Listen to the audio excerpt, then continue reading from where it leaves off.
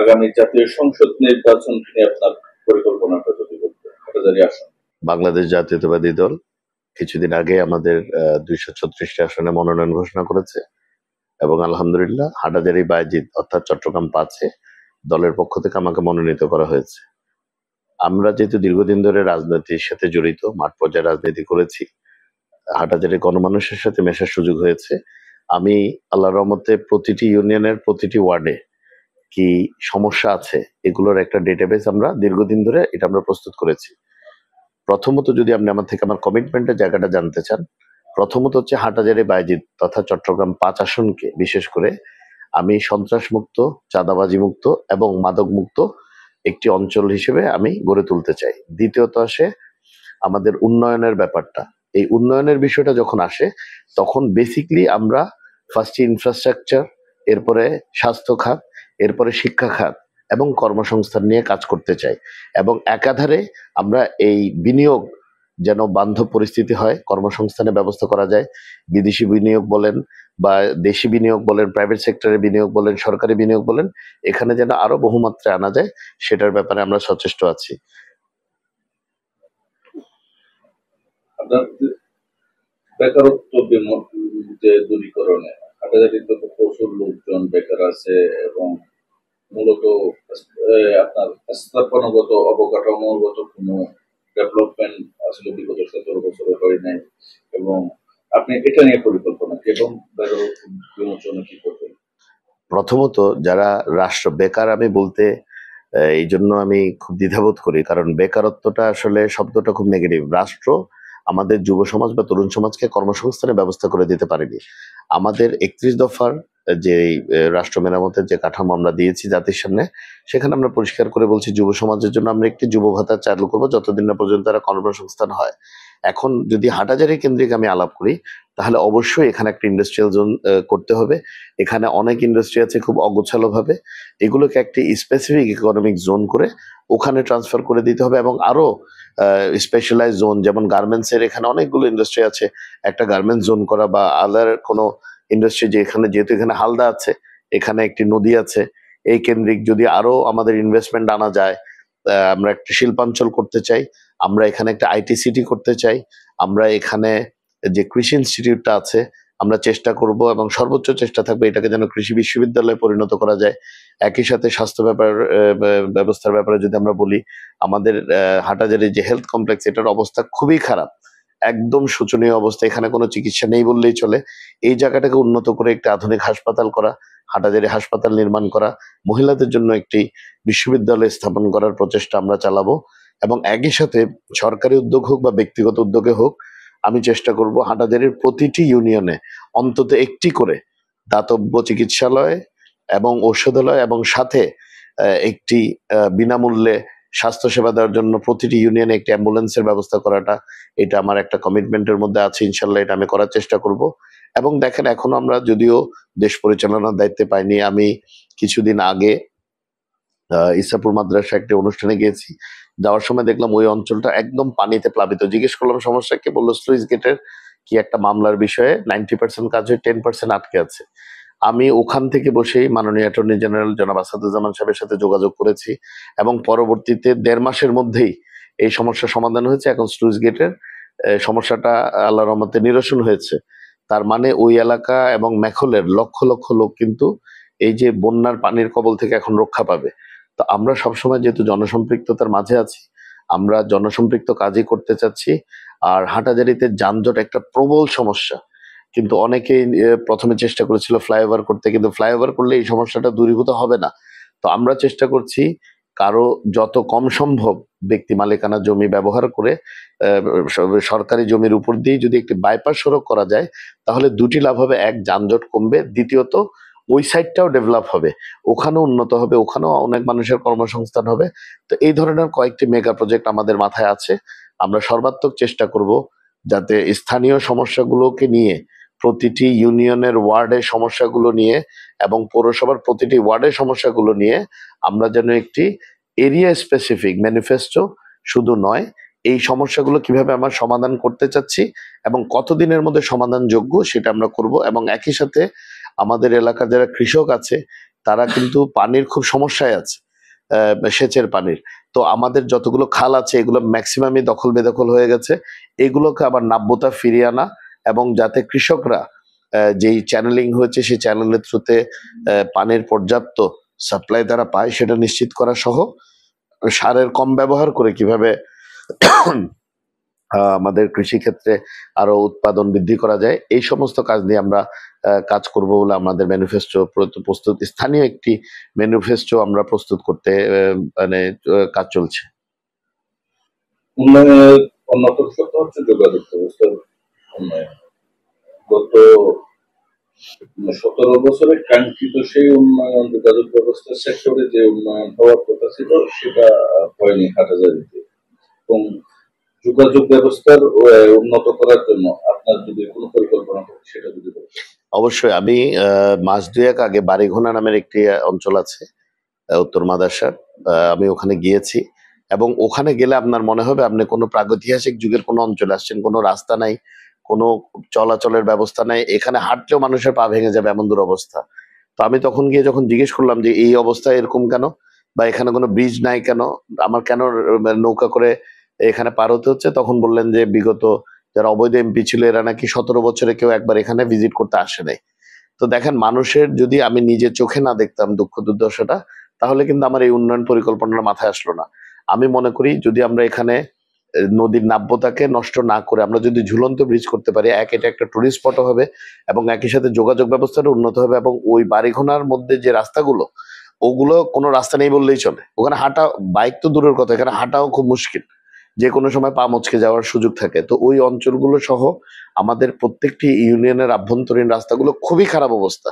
অনেক জায়গায় আপনি দেখবেন এত মানে ভাঙা রাস্তা, এখানে রিক্সা চলাচলও খুব মানে দুরূহ ব্যাপার।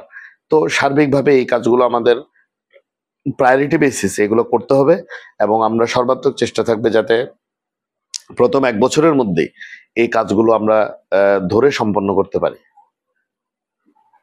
আপনার আসলে তো একাধিক ক্যান্ডিডেট ছিলেন, আপনি তো স্বাভাবিকভাবে পেয়েছেন। জি।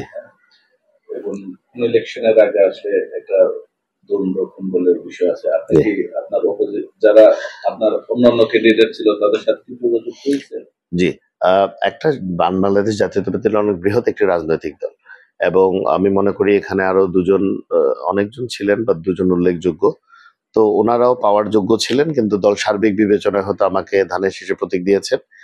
আমরা ওনাদের সাথে যোগাযোগে আছি। স্বাভাবিক, যখন একটা চাওয়ার সাথে পাওয়ার কিছু তারতম্য থাকে, কিছুদিন হয়তো একটু মন খারাপ থাকে। তবে আমি বিশ্বাস করি ওনারা ধানের শীষের জন্যই এতদিন ক্যাম্পেইন করেছেন এবং ভবিষ্যতে ধানের শীষের পক্ষেই থাকবেন। কারণ ধানের শীষ কোনো শুধুমাত্র আমার প্রতীক নয়, ধানের শীষ বাংলাদেশের যত ভোটার আছে বিএনপির এবং যত ভক্ত সমস্ত নেতাকর্মী আছে তাদের সকলের প্রতীক এবং হাটাজারির গণমানুষের প্রতীক। এবছর প্রায় 4,91,000 সামথিং ভোটার, অলমোস্ট 4,92,000-এর মতো ভোটার চট্টগ্রাম পাচ্ছে। তো আমি মনে করি এই প্রতীকের এই ভোটের 85 ভাগের ঊর্ধ্বেই হচ্ছে বাংলাদেশ জাতীয়তাবাদী দল বা ধানের শীষের ভোট। তো এই প্রতীক তো সবার, ওনারাও এই অঞ্চলের ভোটার। আমি বিশ্বাস করি ওনারা, আমি যোগাযোগের চেষ্টা করেছি বারবার, এখনো যোগাযোগ হয়ে ওঠেনি। তবে আমি বিশ্বাস করি ওনাদের সাথে যারা কাজ করছেন সবাই বাংলাদেশ জাতীয়তাবাদী দলের নেতাকর্মী। ওনারা অলরেডি আমার সাথে যোগাযোগ করছেন, ওনারা কাজ করছেন এবং আমি বিশ্বাস করি ওনারা যেহেতু দল করেন, দলকে ভালোবাসেন এবং আমাদের নেতা সুস্পষ্ট নির্দেশনা আছে কাজ করার, তো ওনারাও কাজ করবেন বলে আমি মনে করি। বিগত 17 বছরে জামাত ইসলামী আপনারা কাঁধে কাঁধ মিলিয়ে আন্দোলনের মাঠে ছিলেন। এখন আপনার রাজনীতি ভোটের মাঠে জামাতেই আপনাদের অন্যতম প্রতিপক্ষ, বিষয়টা কিভাবে দেখছেন?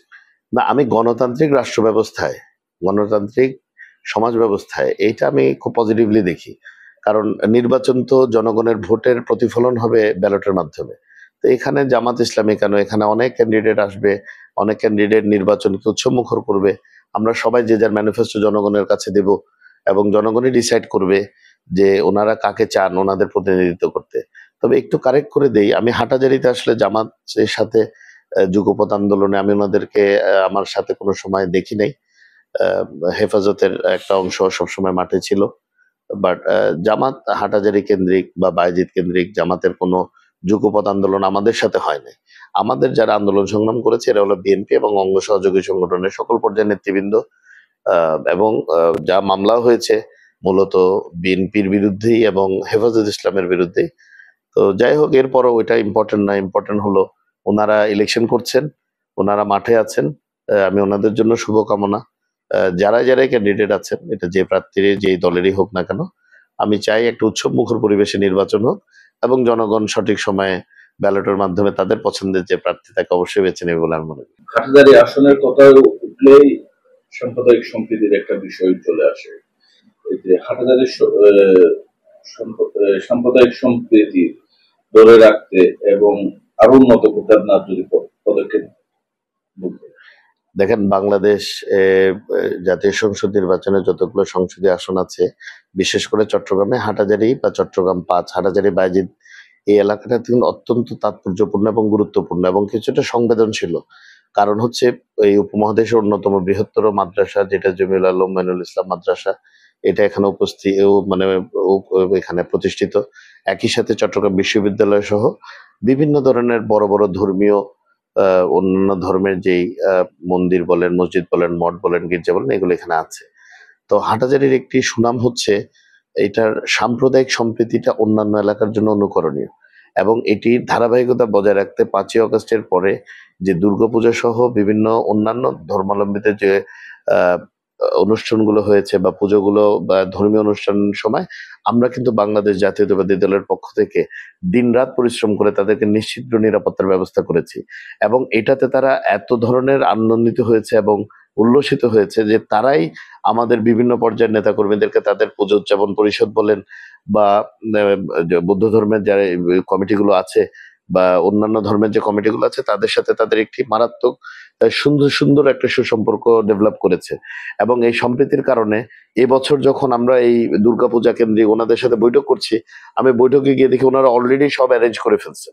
তো আমরা অলরেডি যে কাজটা আপনি আমার থেকে জিজ্ঞেস করলেন যে ভবিষ্যৎ পরিকল্পনা কি, ভবিষ্যৎ পরিকল্পনা হচ্ছে আমরা এখন যেভাবে সৌহার্দ্যের সাথে একে অপরের পাশে বাংলাদেশ হিসেবে একে অপরকে সহযোগিতা করছি, হাটহাজারী বাইজিদবাসী হিসেবে একে অপরকে সহযোগিতা করছি, ধর্ম, বর্ণ, গোত্র এগুলো বিবেচনায় না নিয়ে সেই ধারাবাহিকতাটাই কন্টিনিউ করা, যাতে হাটহাজারী যতদিন এই পৃথিবীতে আমরা এই মানচিত্রের মধ্যে বাংলাদেশ আছে এবং হাটহাজারী আছে, যেন এটি বাংলাদেশের অন্যান্য অঞ্চলের জন্য একটি উদাহরণস্বরূপ সাম্প্রদায়িক সম্প্রীতি এবং শান্তিপূর্ণ সহাবস্থানের একটি উদাহরণ হিসেবে হাটহাজারীর নামটা সবসময় উজ্জ্বল রাখতে পারি, সে প্রচেষ্টা আমাদের অব্যাহত থাকবে। হাটহাজারী চট্টগ্রাম ৫ আসনের ভোটারদের উদ্দেশ্যে আপনার কোনো মেসেজ আছে? একটাই বার্তা, এলাকার উন্নয়ন কোনো ব্যক্তি বা কোনো প্রতিষ্ঠান বা শুধুমাত্র রাষ্ট্রের পক্ষে সফলভাবে সম্পন্ন করা সম্ভব নয়। এখানে সকলের সহযোগিতা প্রয়োজন। আমরা যদি একটি সন্ত্রাস মুক্ত, চাঁদাবাজ মুক্ত এবং মাদক মুক্ত উন্নত হাটহাজারী আমরা গড়তে চাই, তাহলে আমার পাশাপাশি আমি এই হাটহাজারীর ৪,০০,০০০ অলমোস্ট ৯২,০০০ ভোটার আছেন হাটহাজারী বাইজিদে, সকলের সমর্থন প্রয়োজন, সকলের সহায়তা প্রয়োজন এবং সকলের ভোটও প্রয়োজন। এটাই ওনাদের আমার উদ্দেশ্যে বক্তব্য যে উন্নয়ন যার দিয়ে হবে মনে করছেন, যে মনে করছেন শুধু প্রতিশ্রুতি নয়, প্রতিশ্রুতিগুলো কিভাবে বাস্তবায়ন করবে তার একটি বাস্তবসম্মত এবং বাস্তবমুখী একটি পরিকল্পনা ওনাদের সামনে উপস্থাপন করতে পারবেন এবং যার পরিবারের সেই ইতিহাস আছে এই এলাকার উন্নয়নের, এই এলাকার মানুষের কর্মসংস্থানের, এটিও হাটহাজারী বাইজিদবাসীর অজানা নয়। তো আমি আশা করি ওনারা সঠিক প্রার্থীকেই ওনাদের প্রতিনিধিত্ব করার সুযোগ করে দিবেন এবং ওনাদের সকলের সহযোগিতায় যেন আমরা, আবারও বলছি, সন্ত্রাস মুক্ত, চাঁদাবাজ মুক্ত এবং মাদক মুক্ত একটি উন্নত মডেল কনস্টিটিউয়েন্সি বা সংসদীয় আসন হিসেবে যেন আমরা হাটহাজারী বাইজিদ চট্টগ্রাম ৫কে করতে পারি, সবার সার্বিক সহযোগিতা প্রয়োজন।